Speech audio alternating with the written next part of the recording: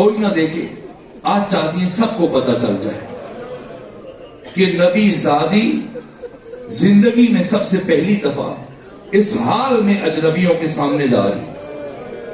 میرے عزیزوں، خطبہ دیا، اور خطبہ دینے کے بعد کتنی مرتبہ خود وہ افراد جو کوہنیاں مار رہے تھے، مسکرا رہے تھے، دعا کروں گی۔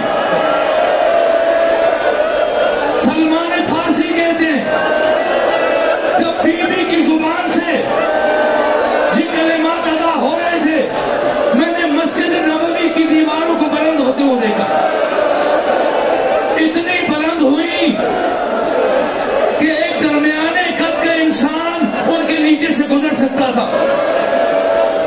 جیسے یہ جملے کہے، علی نے مجھ سے کہا، اے سلمان، فاطمہ سے کہو امت کے لیے بد دعا نہ کرے۔ بی بی پلٹ کے آئیں، لیکن آ کر علی کے ساتھ کھڑی ہو گئی اور کہا چونکہ ولی خدا کا حکم تھا اس لیے میں نے بد دعا نہیں کی، لیکن جب تک علی کو نہیں چھوڑو گے فاطمہ گھر واپس نہیں جائے گی۔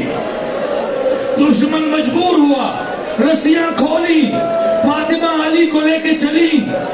میں دست ادب جوڑ کر فاطمہ کی بارگاہ میں عرض کروں گا، اے بی بی، آپ کے دروازے کی حرمت کو پائمال کیا گیا، اے بی بی، آپ کے دروازے کو آگ لگائی گئی، اے بی بی، آپ کے اوپر جلتا ہوا دروازہ گرایا گیا، اے بی بی، آپ کے رخسار پر تماچے لگے، اے بی بی، آپ کے ہاتھوں پر تازیانے لگے، اے بی بی، آپ کا محسن شہید ہوا، اے بی بی، آپ بڑی مشکلوں سے چلتی ہوئی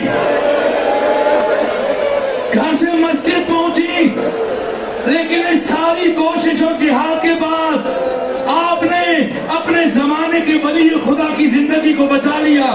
لیکن میری لاکھ مرتبہ جان قربان آپ کی بیٹی ثانیہ زہرا پر،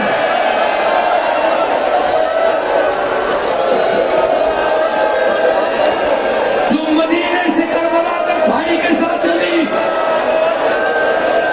لیکن 70 قدم کے فاصلے پر بھائی کو 13 ضربوں سے شہید ہوتے ہوئے دیکھا۔ بس میرے عزیزوں، اب سکت نہیں ہے، اب جنازہ اٹھنے لگا ہے۔ اے ہزاروں کی تعداد میں موجود غیور مومنوں، کاش تم مدینے میں ہوتے۔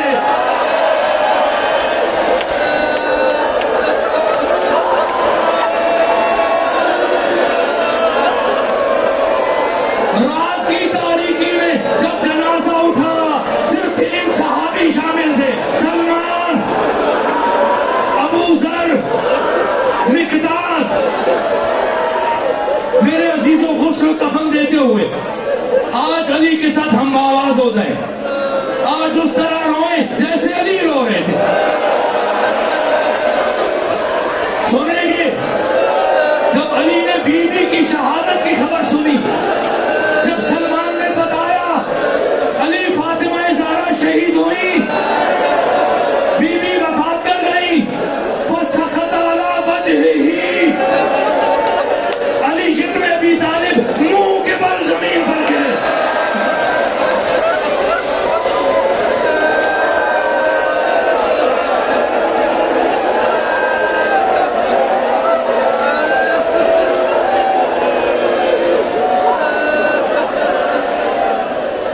علی غسل لے رہے ہیں، اسماء رو رہی ہے، ام سلمہ رو رہی ہے۔ علی فرماتے ہیں اسماء آہستہ رو، حسنین نے سن لے، زینب امی کلثوم کو تکلیف پہنچے گی۔ اسماء کہتی ہے اچانک نہیں معلوم علی کو کیا ہوا۔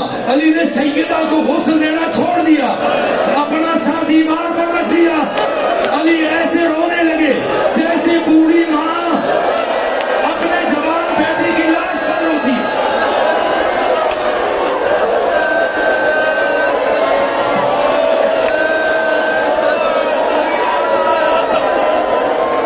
اسماء کہتی علی آپ تو مجھے منع کر رہے تھے، خود کیوں رو پڑے؟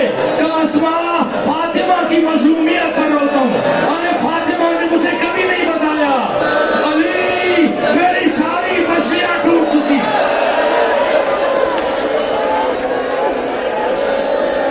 آخری جملے عرض کروں.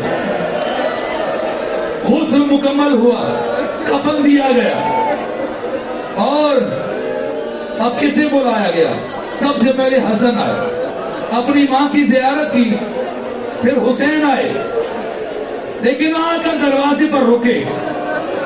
علی فرماتے ہیں بیٹا حسین آگے بڑھیں, کیا ماں کے چہرے کی زیارت نہیں کریں گے؟